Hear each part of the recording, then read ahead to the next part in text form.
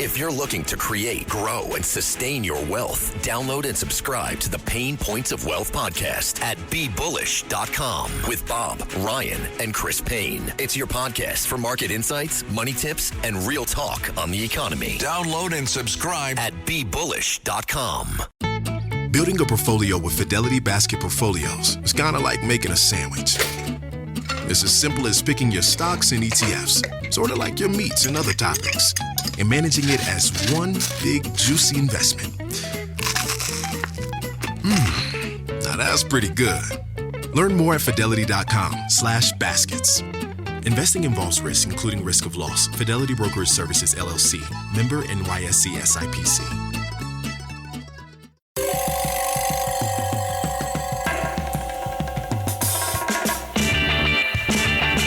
This is Cop Talk, talking crime, cases, and backing the blue. Now, here are your hosts, Captain Ed Mehmet and Detective Kevin Schroeder.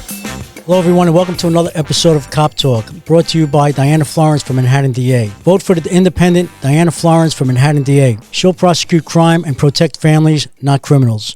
Vote for Diana Florence for DA on the Safer Manhattan line. Thank you for joining us. Today's guest is Nicole Malliotakis. Nicole, welcome. Thank you. It's great to be with you. I'm here with my co-host, the Captain Ed Mamet. Go ahead, Ed. Hi, Nicole. It's good to see you again, even if it's not in person. Well, thank you for having me. Well, thank you for being here. We know you're very busy down in Washington, and once again, thank you. Nicole, can you give our audience your background, where you grew up, where you're from, where you went to school?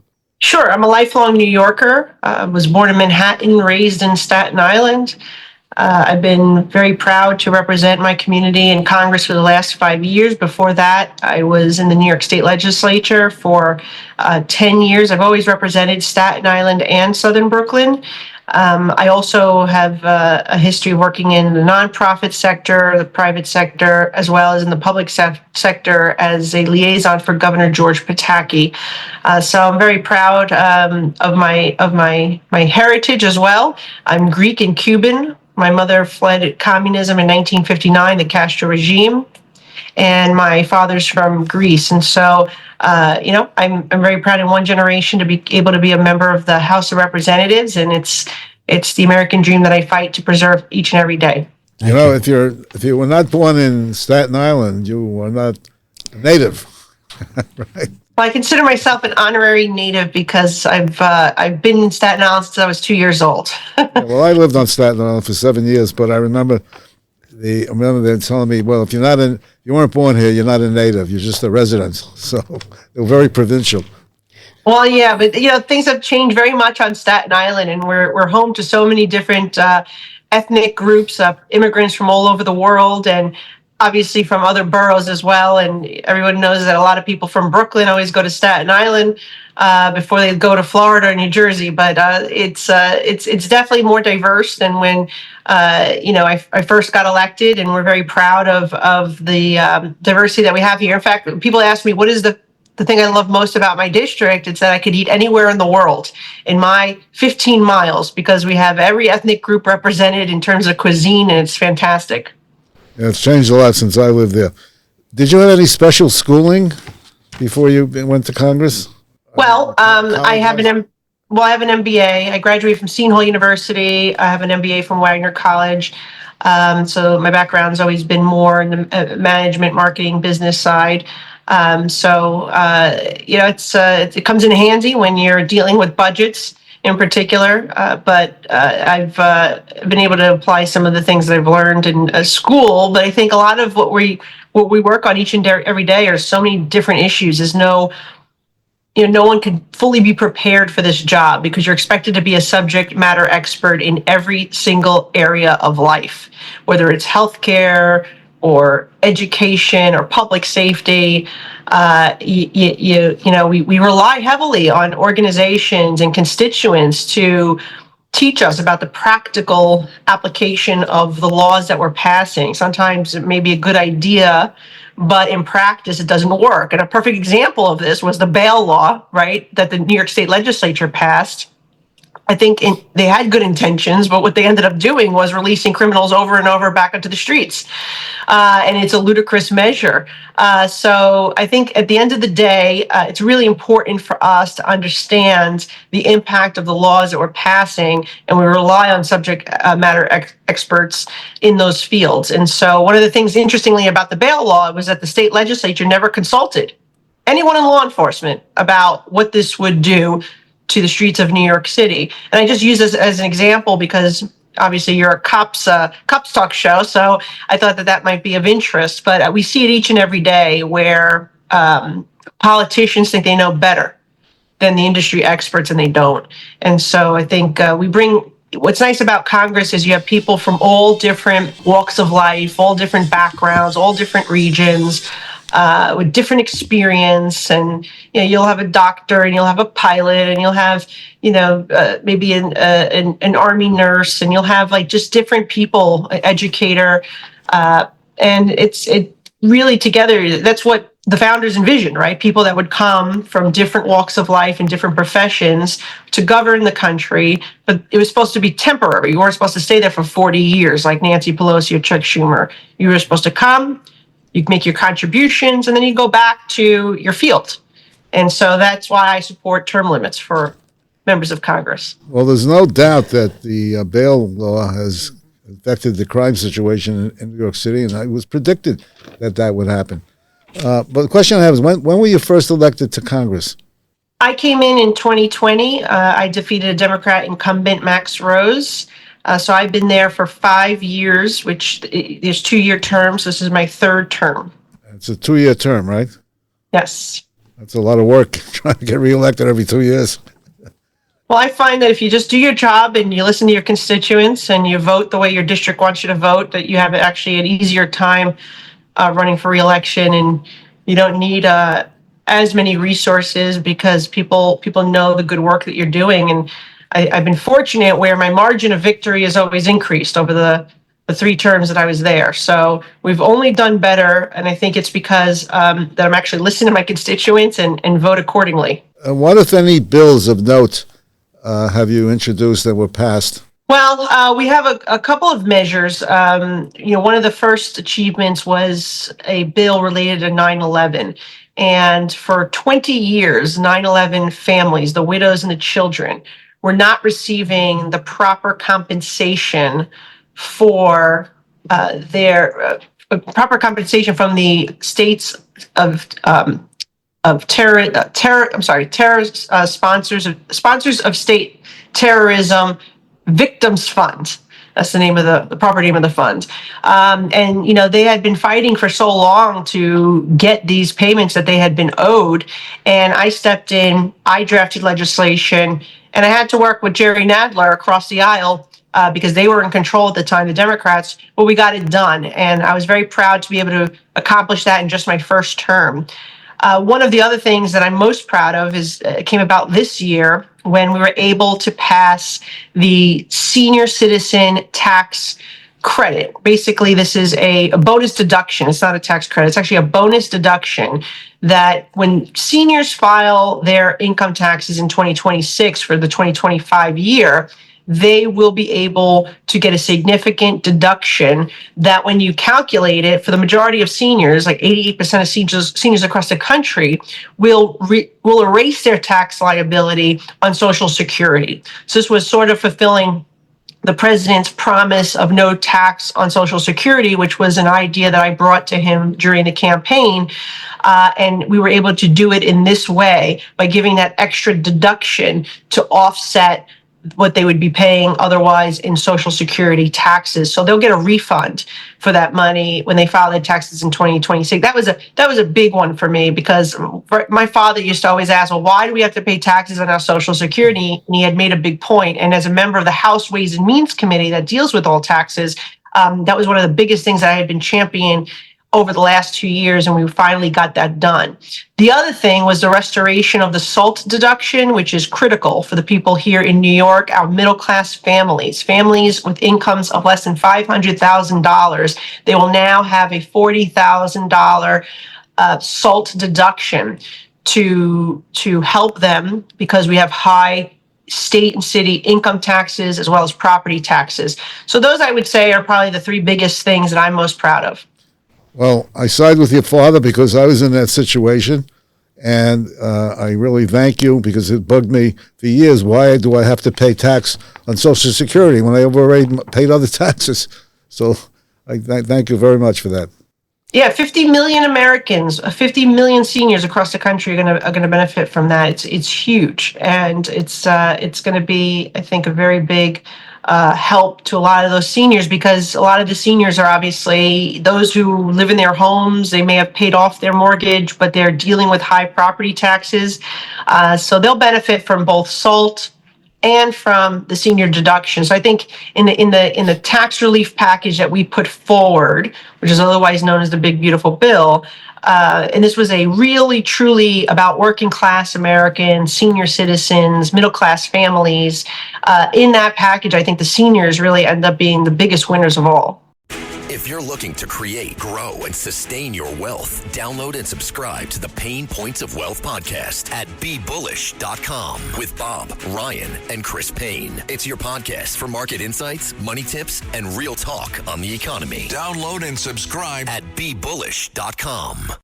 No one should have to choose between their own safety and their pets. But nearly half of domestic abuse survivors delay leaving because they can't bring their pets with them. Purina is helping to create more pet-friendly domestic violence shelters through the Purple Leash Project, so survivors and their pets can escape and heal together. Visit Purina.com/purple to learn more. Wish you could become a morning person? You know the type, up before the sun, early morning runs, first one to the office with donuts and a smile. How do they do it? Easy. With the new Galaxy Watch 8, sleep tracking and personalized insights from Samsung Health help you improve so you can wake up to a whole new you. One who, dare I say it, skips the snooze? It's possible. Train your sleep with Galaxy Watch 8. Learn more at Samsung.com. Requires compatible Samsung Galaxy phone, Samsung Health app, and Samsung account. The family that vacations together stays together. At least, that was the plan. Except now, the dastardly desk clerk is saying he can't confirm your connecting rooms. Wait, what? That's right, ma'am. You have rooms 201 and 709. No, we cannot be 5 floors away from our kids. The doors have double locks. They'll be fine. When you want connecting rooms confirmed before you arrive, it matters where you stay. Welcome to Hilton. I see your connecting rooms are already confirmed. Hilton, for this day. Yeah, Nicole, getting back to 9/11, I'm a first responder just like Ed. I was working 9/11. And, you know, today's day and age, the kids in colleges and grammar school and high school, they don't teach them about 9/11, what really happened. And as years go on, I feel people forget. Maybe we should make it a day of remembrance and maybe have schools closed for that day to remind the younger generation, like my children, know about 9/11 because of me and their mom. Unfortunately, there's many kids out there who don't know because their parents weren't first responders or aren't first responders, and they're unaware of really what happened on 9/11. Your thoughts? Yeah, we actually have legislation to make it a national day of remembrance. So we would honor our fallen. Schools would be closed on that day. We also have passed a resolution calling on states to implement it as part of their curriculum. As you know, the states are the ones responsible for developing the curriculums. And so we think that's incredibly important. But on this point, I want to bring up something important that also happened the other day. There was the possibility that New York would lose $187 million in counterterrorism funding, and $100 million of that would go to the NYPD. Everything from equipment to intelligence to the K-9 unit, all sorts of things that are critically important for our bomb squads was at risk. And this was all because the Department of Homeland Security had changed the formula of how they distributed counterterrorism funds. And when we found out about this right away, I called President Trump and asked him, and I know the president loves the NYPD, loves the FDNY, they love him, and I knew this would be something that he would want to stop. And to his credit, within 48 hours, he got involved, he intervened, and he stopped this funding loss for New York that would have been devastating and very dangerous. And so I want to thank President Trump for doing that. But I think it also brings up a point that these agencies, you have some bureaucrats in these agencies coming up with these formulas. And here, the number one terror target in the country still, New York City, would have lost significant amount of money to other municipalities around the country that are of lesser threat. And so it is really a reminder that, we need these agencies to be more thoughtful when making these decisions. But I think that was just really important to note, because we can never, number one, we need to keep our police fully funded. I mean, they go through such a hard time because of all these crazy laws in the city and the state. The city council voted to defund them by $1 billion a couple of years ago. They're retiring our cops and they're not being replaced. So it's the same thing as defunding. If they're not calling it defunding the police anymore because Democrats found out it was very unpopular. What they're doing now is driving them out or letting them retire, and then they're not replacing them, which is really the same thing. We are down 7,000 cops from where we were on September 11, 2001. And that's why this, mayor's race that's coming up is critical, because, Curtis Lee wants more cops. Andrew Cuomo said he'll hire 5,000 more cops. But Zohran Mamdani says that NYPD is the greatest threat to public safety. There should be no jails in society. And he led the defund the police movement. So, that's something that every New Yorker needs to think about.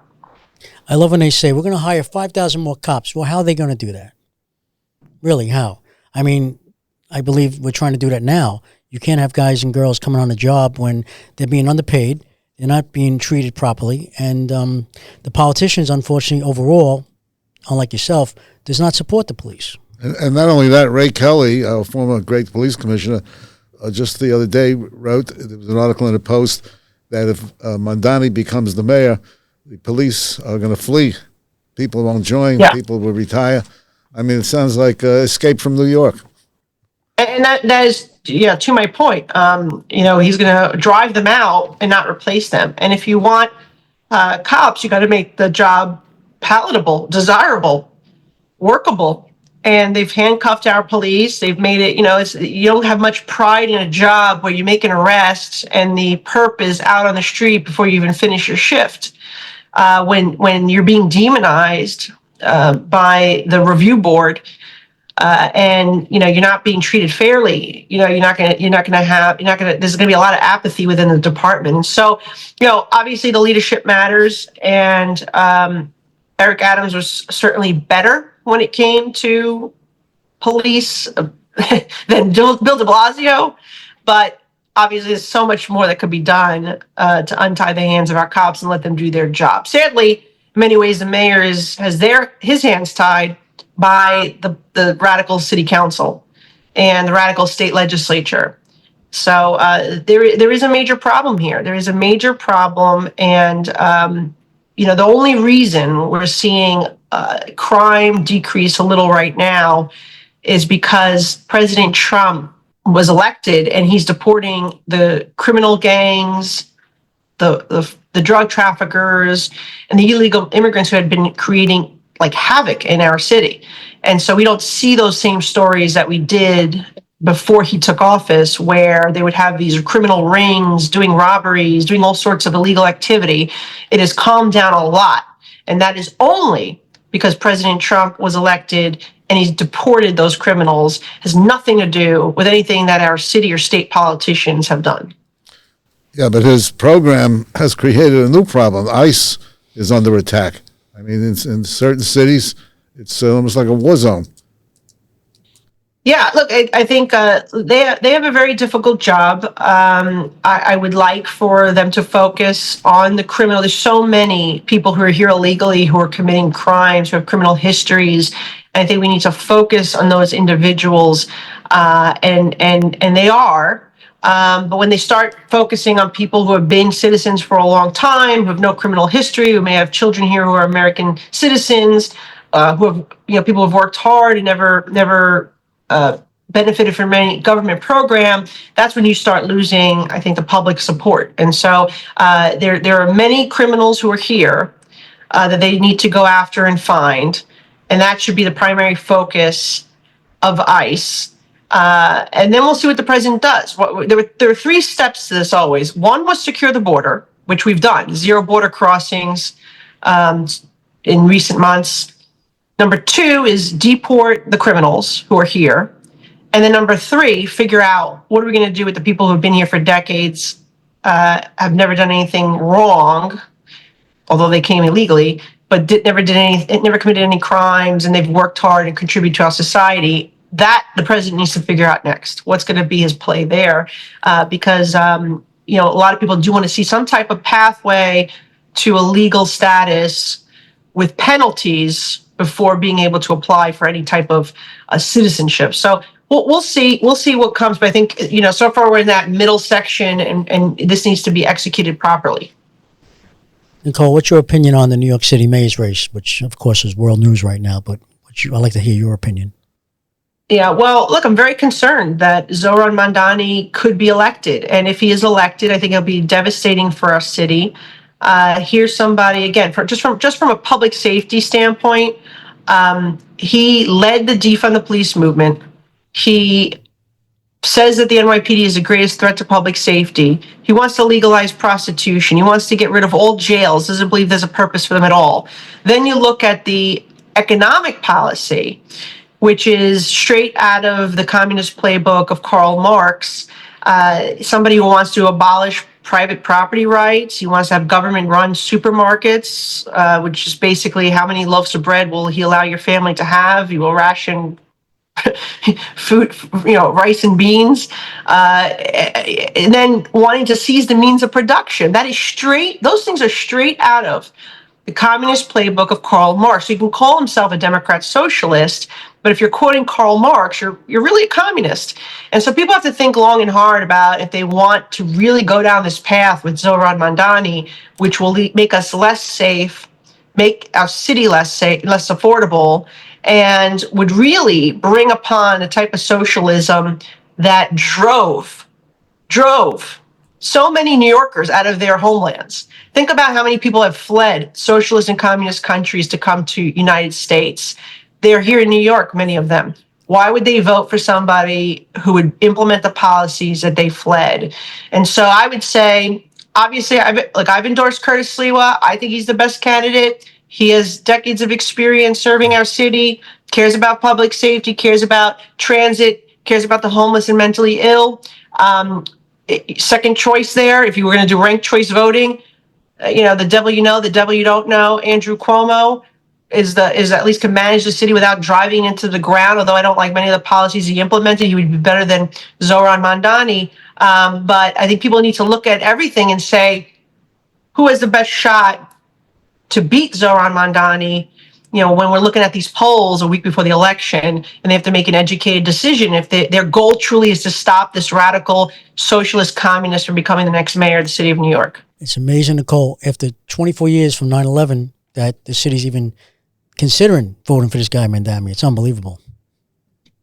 Well, I mean, he certainly has aligned himself with very radical groups. And the fact that he can't even put out a decent statement following the ceasefire, the peace deal of President Trump relating to the Israel-Hamas war is really shocking. I mean, I think it's to think what he would do to public safety in our city is terrifying. Not to mention the lack of experience. So we talked about his bad economic policies. We talked about bad public safety policies. But the lack of experience. This guy's only been a citizen for 7 years. He's 33 years old. He does not have any experience of doing anything. Like, he talks a lot, he promises a lot of things he can't do. But he's never actually accomplished anything that would warrant him being the mayor of the largest city, the largest economy in the country, the economic engine of the country. So it's a very scary thing, and I think that we will pay the price. We will pay the price big time if he is elected mayor. Can you imagine who he'll be appointing to the agencies, the agency heads? I mean, look, it's a it's a very scary situation. So I just pray that New Yorkers do the right thing, right? Especially those immigrants that fled places where they have socialism, communism, under no circumstances could I see why they would vote for somebody who wants those very policies here in New York and across the country. Agree.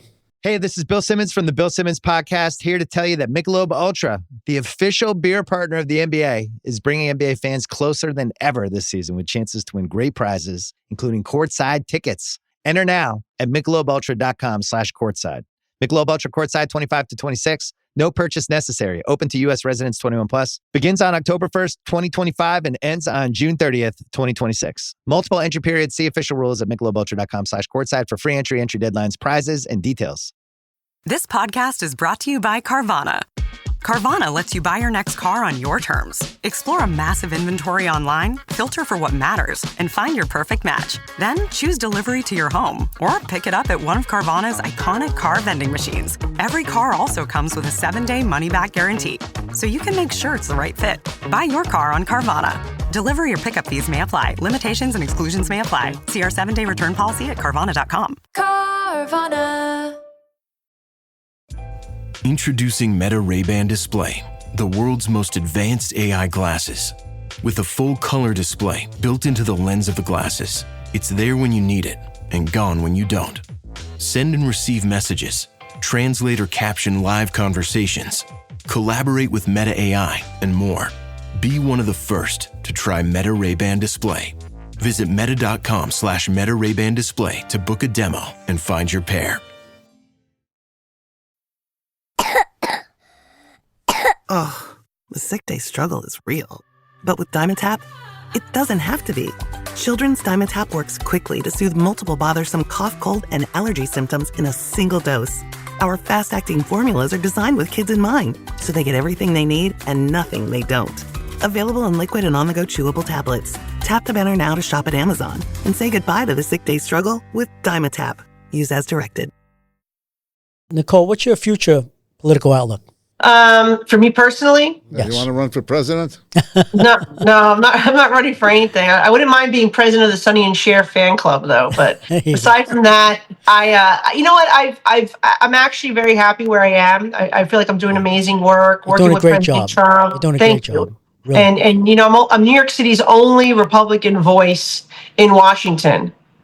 I'm the only person from New York City, by the way, who voted to keep our government open. Everybody else voted to shut it down. So we need one voice in Washington that is the counter view from what Hakeem Jeffries and Alexandria Ocasio-Cortez and Chuck Schumer are saying. And I think it's a very important role to be out there explaining why their policies don't work, why Republican policies are better. And I think we've made a lot of inroads as a result. We've picked up Republican seats in the city council, the state legislature. I used to be the only Republican representing any part of Brooklyn. Now there's 7 of us at the city, state, and of course me at the federal level. And we're picking up seats, and it's good that we're starting to see more people in our city that are giving the alternative viewpoint. We still unfortunately are controlled one party, which is why I think there's so many problems that we're seeing, right? When you have one party rule in New York City, New York State, I think that's not good.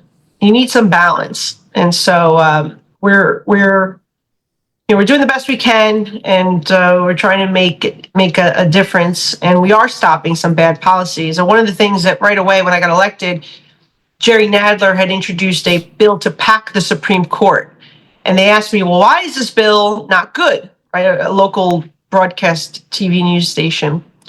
And I said, well, this is what Hugo Chavez did in Venezuela. He packed the Supreme Court from 20 to 32 justices, 40,000 cases in he and Maduro's favor, how they destroyed the richest country in South America. We should never allow that to happen here. And that little soundbite that was in the New York City media market became national, and my colleagues started using it. Before you know it, Nancy Pelosi said, we're not bringing this bill to the floor for a vote. So we killed the bill without even taking a vote. And that's why it's important to have a two-party system in the largest media capital in the country, New York City. And that's what I represent, and I need to stay here and fight for that. I think this was a great interview. I know that you're pressed for time, and we want to thank you very much for the hard work that you've performed. And I hope you stay in Congress as long as you want to be there in Congress. and I'm sure you have a great future ahead of you. Well, thank you both for having me. I appreciate your service to the city and certainly your service on September 11th. And I'll be here to keep fighting for the NYPD. I'm very proud to have delivered actually millions of dollars in funding for our NYPD, for vehicles, protective gear, forensic equipment. And I'll keep being that voice of reason in Washington for our city. Thank you very much. Nicole, thank you. Keep up the great work down there. We need you. All right. Thank you. Have a great day. Everyone, Bye-bye. our guest today, Nicole Malliotakis, Congresswoman, Congressional District number 11. Thank you very much for being here. Folks, if you like what you hear, you could subscribe to Cop Talk at Cop Talk WABC. Until next time, God bless you. God bless America. God bless the U.S. military. And God bless the NYPD and law enforcement throughout the world. And this interview should be on YouTube. God bless. Be safe.